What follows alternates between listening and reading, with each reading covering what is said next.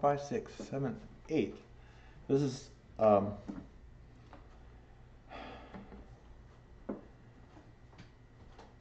the cream of the crop has come to church today. Yes. Remember, we were on the road for a year and a half, and there were just a few left of us out of the 45 that attended on Winchester. So thank you all for coming, and I hope you get something out of this. I've certainly enjoyed, and it's an interesting and humbling experience thinking about what I'm going to talk about, and quite often I'll write something down or type it in, I guess, actually, and I'll go, huh, I had no idea. Is that true? So it's an interesting experience. So this, I think you'll enjoy this. There's back, let's see, 1755. There was this man. Can you all hear me? I don't hear any reverb from. It's a little lower than usual. Hello? Hello? Hello? Why?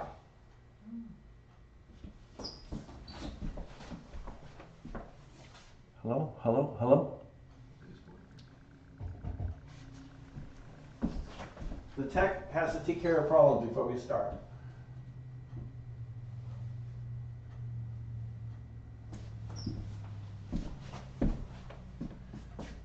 Hello? Hello? Okay.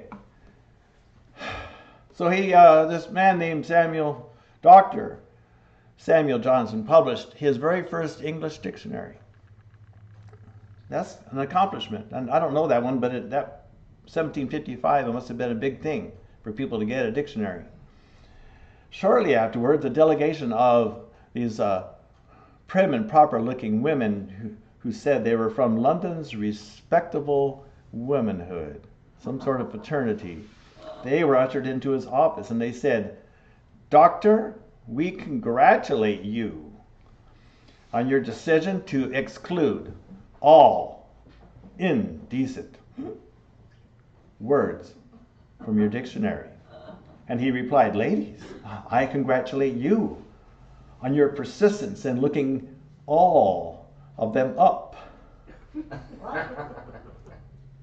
In the words of Peter Pan, who was as persistent as any, and determined also as any lad ever was, "I won't grow up. I don't want to go to school just to learn to be a parrot and repeat a silly rule. If growing up means it would be beneath my dignity to climb a tree, I'll never grow up. Never grow up, never grow up. Not me." And they say, "Not I." And he goes, "Not me."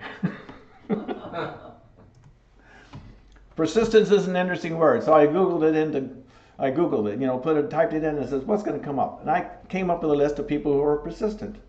It was a pretty good list. And so I'm just going to use it here to talk to you about this.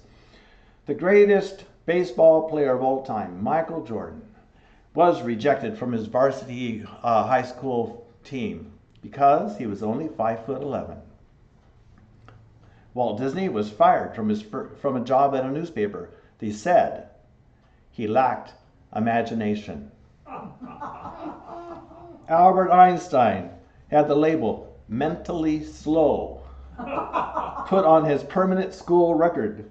Elvis Presley was fired from the Grand Ole Opry. Right. Did he go back to being a truck driver? No. No. What do they know? He said with determination. Now, did you notice something? In each case, persistence was rewarded by success. Oh my goodness. This is not going to double our congregation, but it's going to help. Come on in. Come in. The thing about having almost no one here, when someone walks in, we all notice it. So sit down and enjoy yourself. Yeah. So now, let's be encouraged by these examples. And the next time you are quite sure that you have failed, get back on that horse and give it another go. Like the little train engine that kept on repeating, "I think I can. I think I can."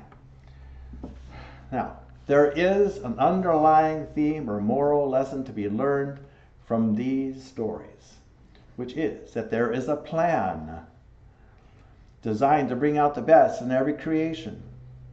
It is adversity and challenges. That's the plan, and I'm sticking to the plan. You have a miracle muscle in your chest cavity that is active, begins to be active before your birth and keeps on going right to the moment of death. That wonderful muscle is your heart. How does it keep going for many years?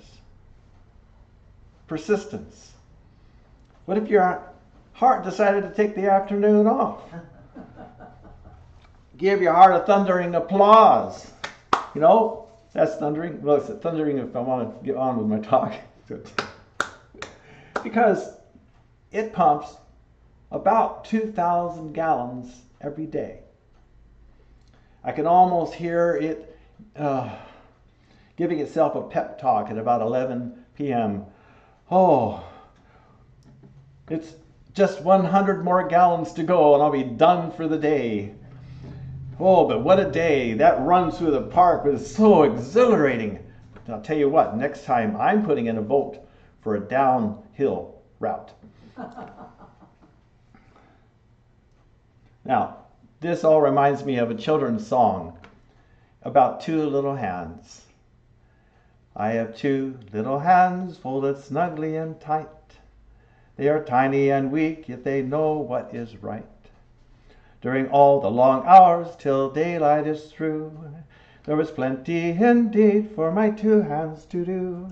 Now, this is where some smart aleck, one of my cousins, added a couple of verses. It went like this.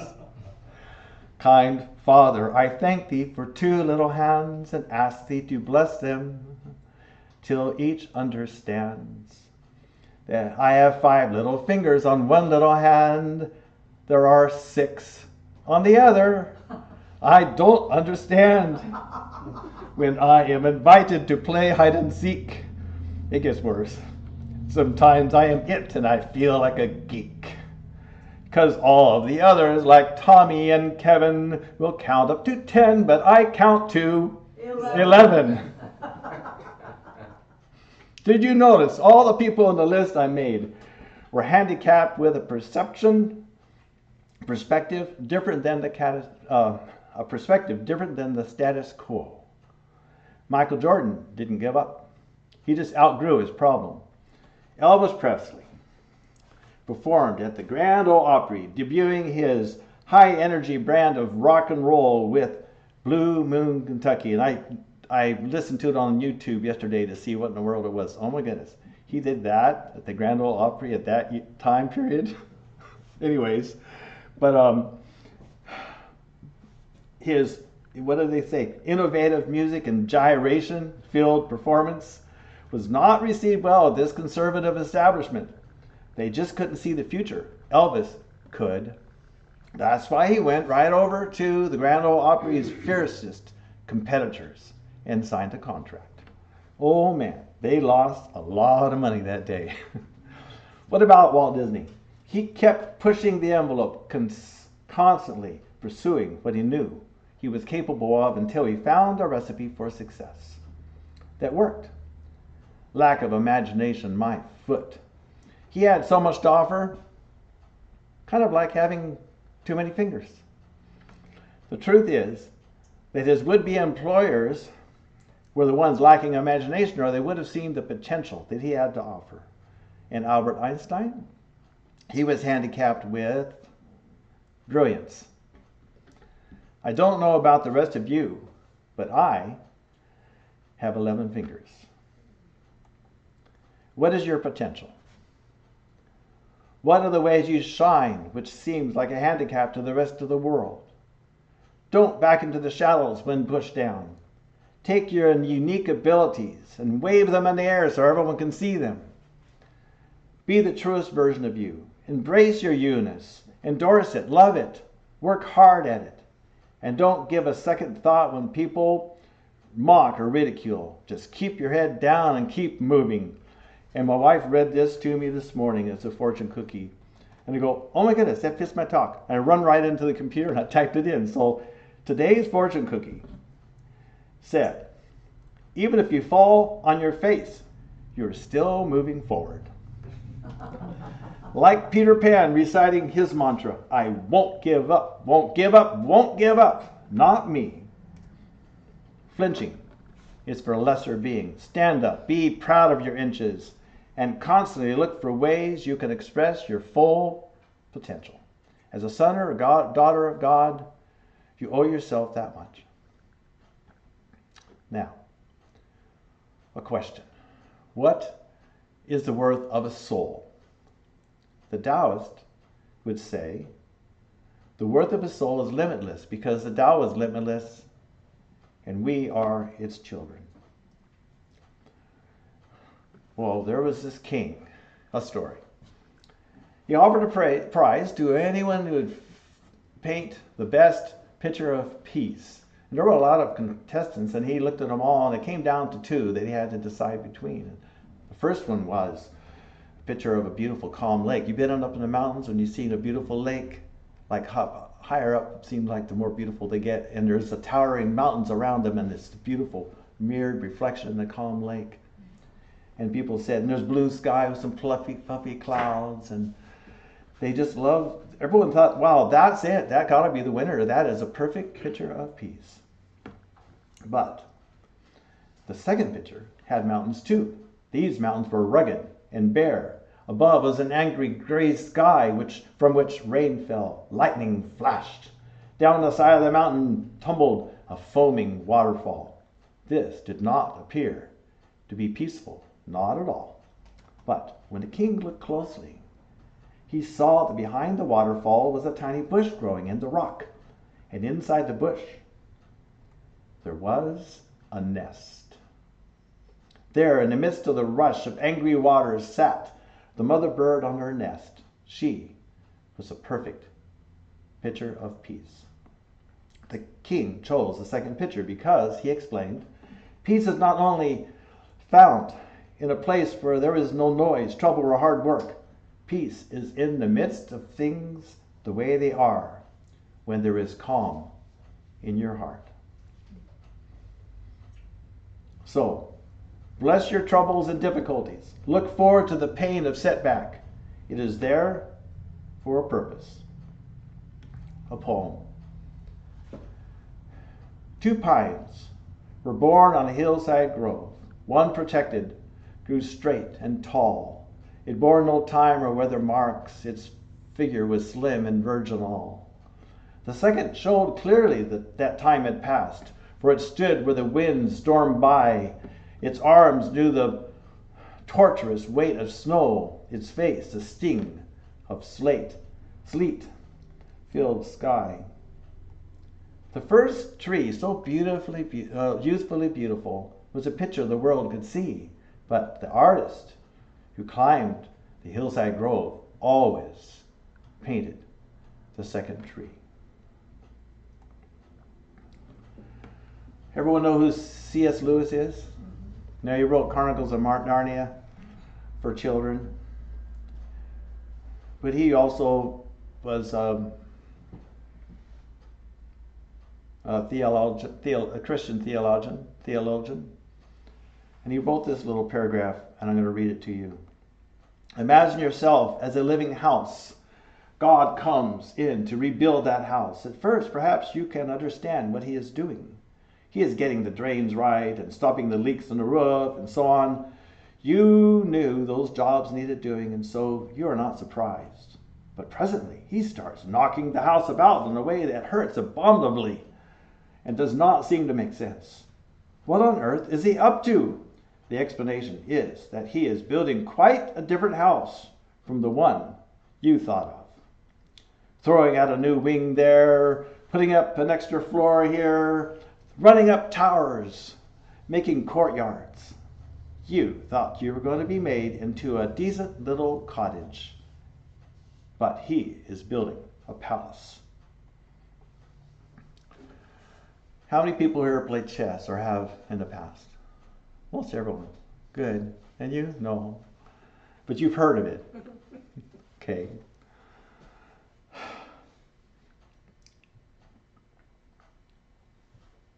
So I used to play chess when I was younger with my older brother. And inevitably I'd lose my best players right off. And then wail, you know how younger brothers do. And my brother would only say, "What did you expect?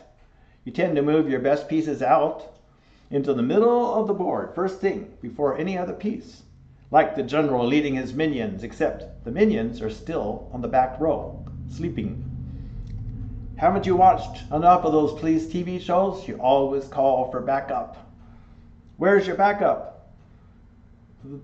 I'm pointing at my back row, where all my pieces are still there, except my queen, which is now dead. There, pointing there, they're still all there, nothing, no support. Well, over the years, I've learned a lesson or two about chess. I still move my queen or rook out without backup, but the game is never over until it is over. You recognize this? Yeah. From the book that you read? This is in this part right here. Oh yes, this rings a bell. It's in Midnight Library. Yeah, she talks about chess in there and has a chess game. But it's the same with me. I mean, oh my goodness. My brother was ruthless too. He got all those nasty little things that little brothers do. This is where he gets it back on me every time. I had anyways. So the thing is, the game is never over until it is over. It isn't over until there's a single pawn on the board. If my side is down to a pawn and a king, and the other side has every player, it is still a game. And even if I'm only a pawn, hey, maybe we're all pawns, then I should remember that a pawn is the most magical piece of all. It might look small and ordinary, but it isn't, because a pawn is a queen in waiting. A queen in waiting. All you need to do is find a way to keep moving forward. One score after another. Don't give up until you get to the other side and unlock your hidden power. I'll tell you this, a queen sitting on the back row of your opponent is nothing to laugh at. The bishop can't move that direction.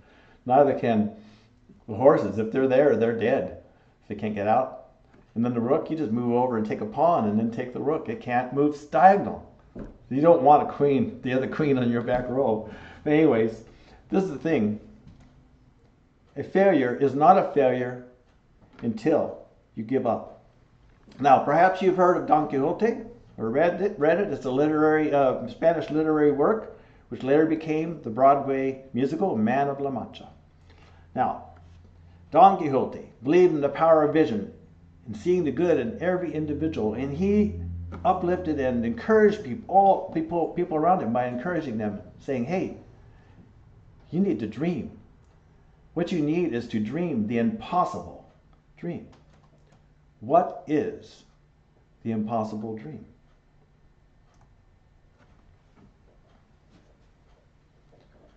Jesus, as the historical figure, has been written about possibly more than any other person, at least in our Western culture.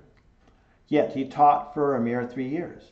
What did he say that was so profound to warrant such a long-lasting, far-reaching focus? I wish I was there to witness it.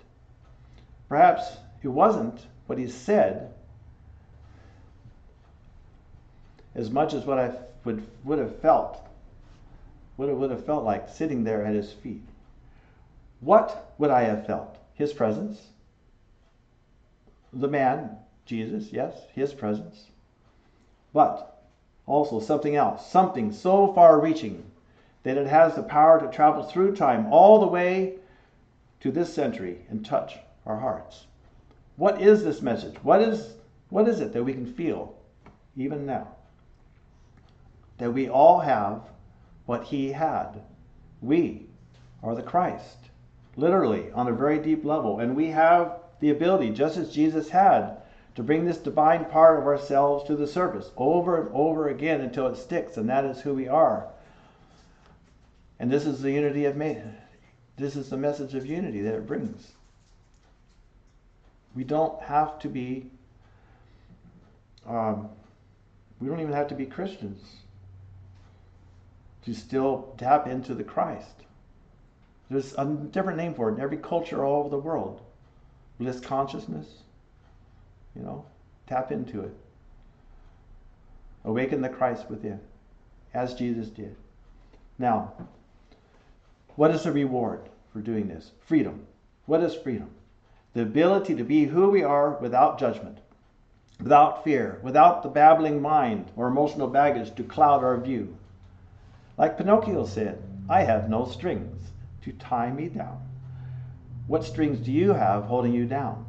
Cut them loose and soar above the clouds. It is as if you are a precious stone covered in mud. Each shovelful of muck that is scooped off of you is pain-filled ordeal. And you don't really know why this is happening. But then, as time passes and the pile of mud begins to be cleared away, you can see a faint light shining through from somewhere within. This light is the precious stone, which is you. This light is the Christ, which is you. We are, all of us, the Christ, just as Jesus is. Now, I'll just throw this in. Me and Marv are talking about his talk next week, and he's actually going to talk on the exact same topic. Remembrance. It's about remembering who we are and remembering what power lies within us. And remember the teachings of all those who can point the way. We are the Christ. Even if we raise hell, we are somewhere in there. Now, look within. That's the message. That inner light is your recipe for success, which you have been unknowingly yet consistently pursuing all through your trials. This is not a sermon celebrating an easy life. I'm not telling you to manifest a car so you don't have to walk to work. I'm telling you how to live in the consciousness of the divine. Don't misunderstand me. I'm not trying to dissuade you from getting the car. I'm urging you to set your priorities in straight and create from the inside out. Use your precious stone to create with. Not the mud, which is only blocking your view. Dig a little deeper, always deeper until you find the precious stone, the pearl of great price. In Matthew chapter 13 it says, the kingdom of God is likened unto a merchant man seeking goodly pearls, who, when he had found one pearl of great price, went and sold all he had and bought it. We may not always understand the purpose of the challenges we face, but that is not what is required of us. Faith is. Faith is a close companion of gratitude. The prayer of faith and a grateful heart will move together for our greater good if we let them. Samuel Morse, inventor of the telegraph, said that whenever he could not see his way clearly, he knelt down and prayed for light and understanding. Likewise, we are not alone. Answers to prayer is the proof. And when we finally make it and have our precious stone clasped in our hands, pray in gratitude. Here is a sweet and simple prayer recorded by astronaut Gordon Cooper while orbiting the Earth. Father, thank you, especially for letting me fly this flight.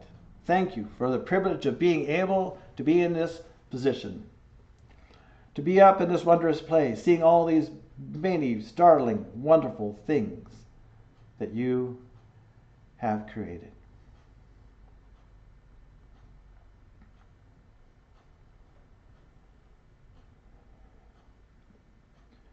For meditation today, I'd like to sing you a song, followed by silence, to give you some time to contemplate the meaning of my sermon and song, and how these ideas can be applied to your life.